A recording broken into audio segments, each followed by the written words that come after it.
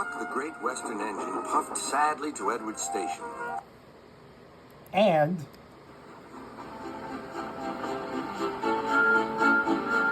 Thomas the Tank Engine has worked his branch line for many years and knows it very well.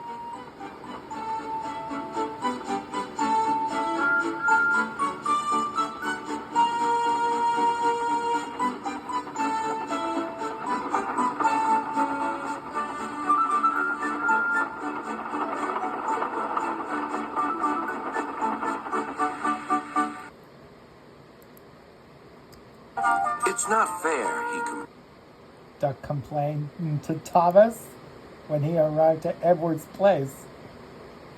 "I'm sorry," says Thomas. "I didn't know how you feel," says Thomas. complained. Duck began to feel ashamed that he cried. But Mr. Toad began to act silly to see what was going on with Thomas and Duck that way. "Ooh, I'm sure I'm going to play tricks on those two," says Mr. Toad. "You know just where to stop, Thomas," laughed his driver. "You could almost manage it without me." Thomas had become conceited. He didn't realize his driver was joking. And so is Duck.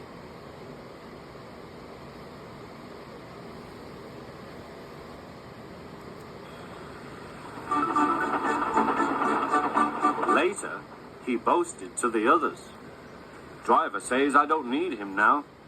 "Don't be so daft," snorted Percy.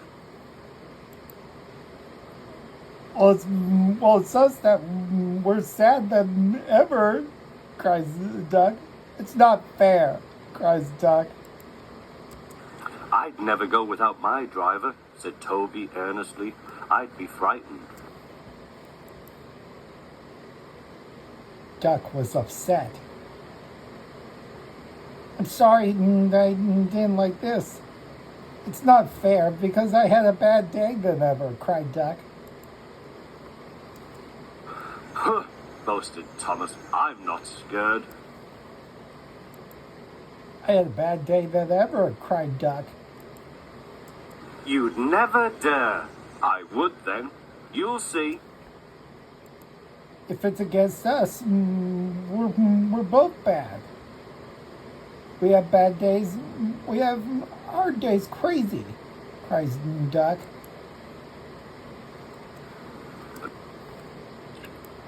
The next morning, Mr. Toad arrived. He approached to come in to Thomas and played a trick on Thomas, and he approached to play a trick on Duck.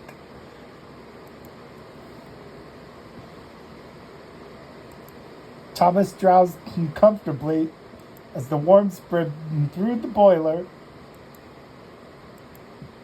Percy and Toby were still asleep. Thomas was suddenly to remember.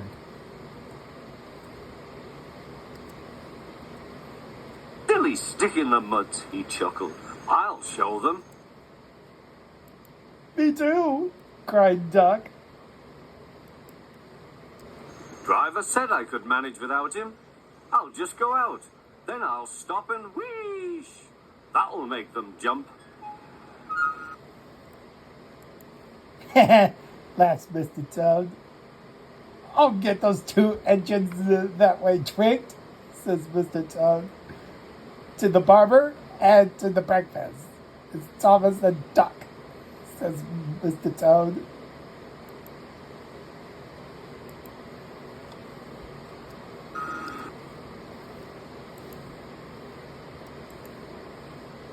"Let's go, Thomas and Duck," says Mr. Toad. "Here we go," says Mr. Toad.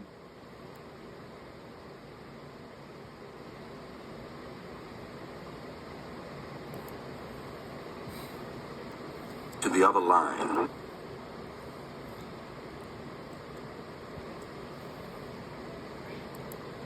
So then Mr. Toad begin to battle for a trick, and then skedaddle of Thomas Thomas thought he was being- and then Duck. And there goes Thomas, and he skedaddled with Duck away.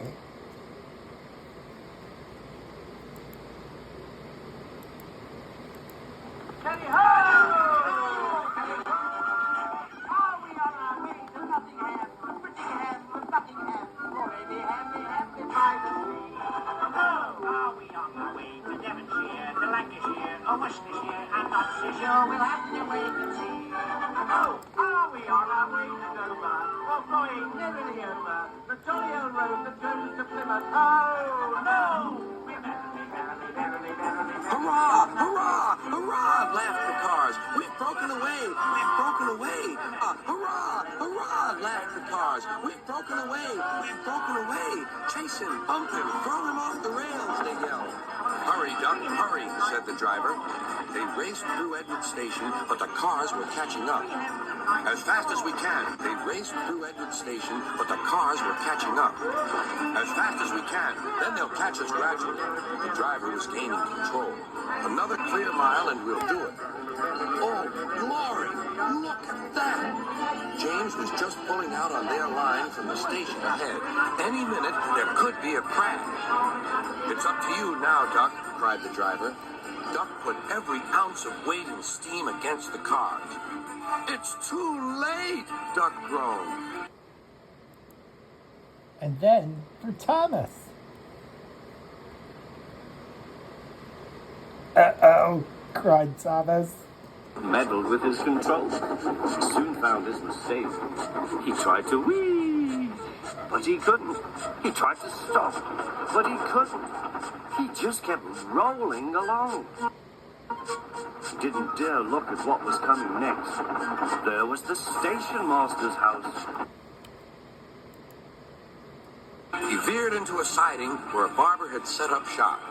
He was shaving a customer.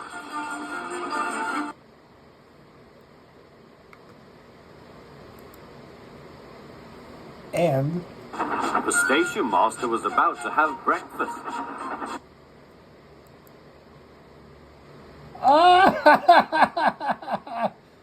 that's Mr. Toad. Here we go, says Mr. Toad. Horrors! Cried Thomas and shut his eyes. Have breakfast. Horrors! Cried Thomas and shut his eyes. The house rocked. Broken glass tinkled. The house rocked. Broken glass tinkled.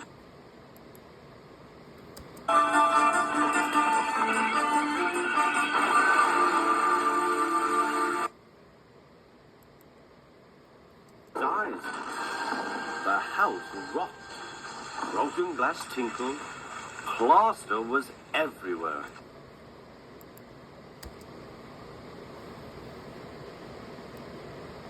And Toad escaped. Blockheads. Let them scour the countryside. Once more.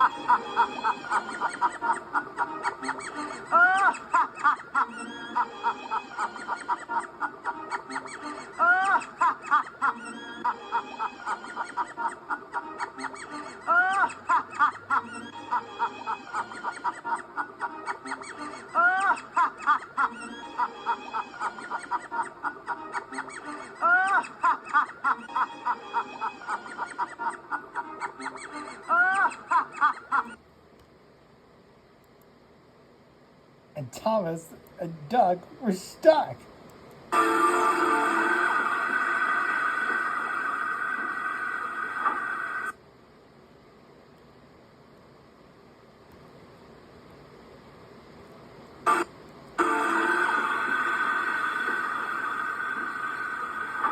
The silly cars had knocked their conductor off his van and left him far behind after he had whistled the warning.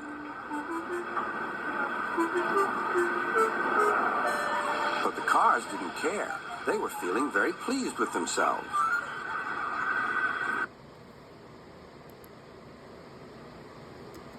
Thomas had collected a bush on his travels. He peered into the room through its leaves. He couldn't speak. And so is Duck. They were both stuck.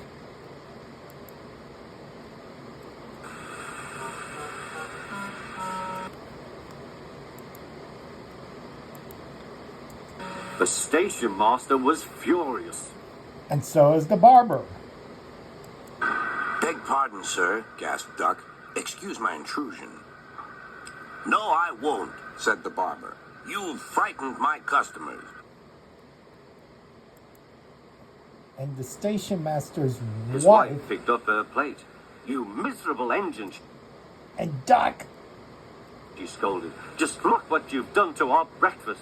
and the barber, she said. Now I shall have to cook some more." And the bad thing is the barber. She banged the door. More plaster fell. This time it fell on Thomas. And on Duck, I'll teach you. said the barber. And he lathered Duck's face all over. Poor Duck. And poor Thomas.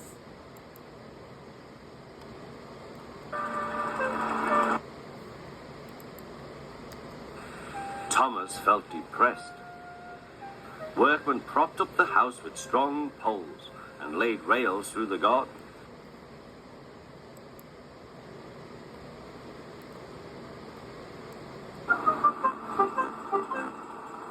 I do not like engines popping through my walls, fumed the barber. I appreciate your feelings, said Sir Topham Hatt, but you must know that this engine and his crew have prevented a serious accident. With Thomas, said Sir Topham Hatt. Sir Topham Hatt was cross. It was a very close shave. Oh, said the barber. Oh, excuse me. He filled a basin of water to wash Duck's face.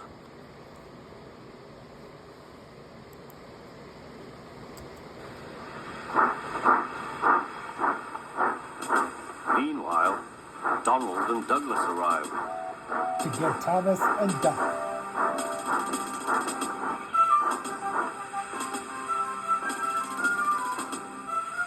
"Dinna fash yourself, Thomas. And you too, Duck, says Donald and Douglas. We'll soon have you back on the rails," they laughed.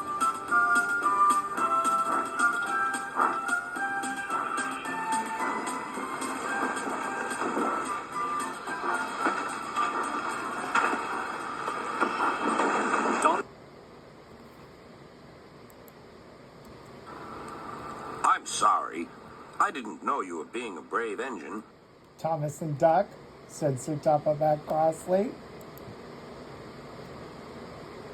Donald and Douglas, puffing hard, managed to haul Thomas back to safety. Bits of fencing, the bush, and a broken window frame festooned his front, which was badly twisted.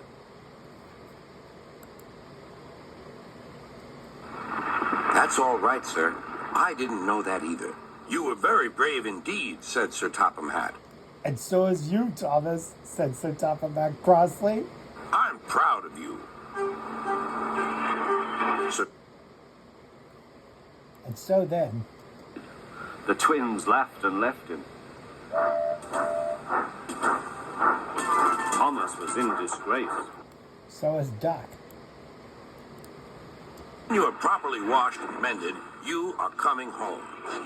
Home, sir? After when you're cleaned up and much more with Thomas, you're going home. Do you mean the yard? Of course.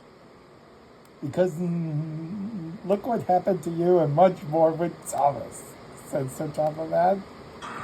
But, sir, they We're in the mess, and Thomas is at breakfast, and so is I in the barber, says Duck. But don't like me. They like Diesel. Not now. I never believed Diesel, so I sent him packing. The engines are sorry and want you back.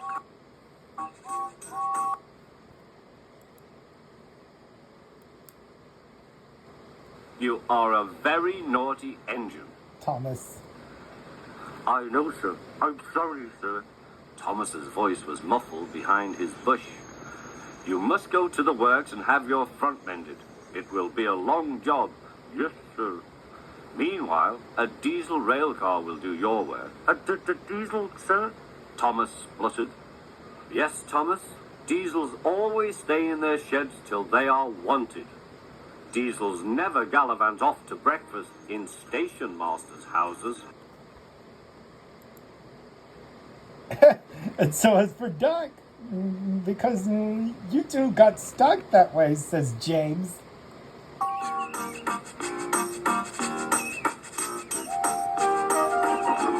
After they got repaired,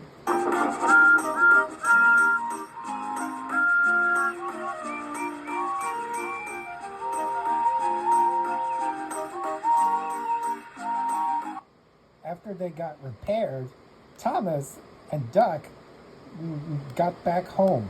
A few days later, when he came home, there was a really rousing welcome for Duck, the Great Western Engine.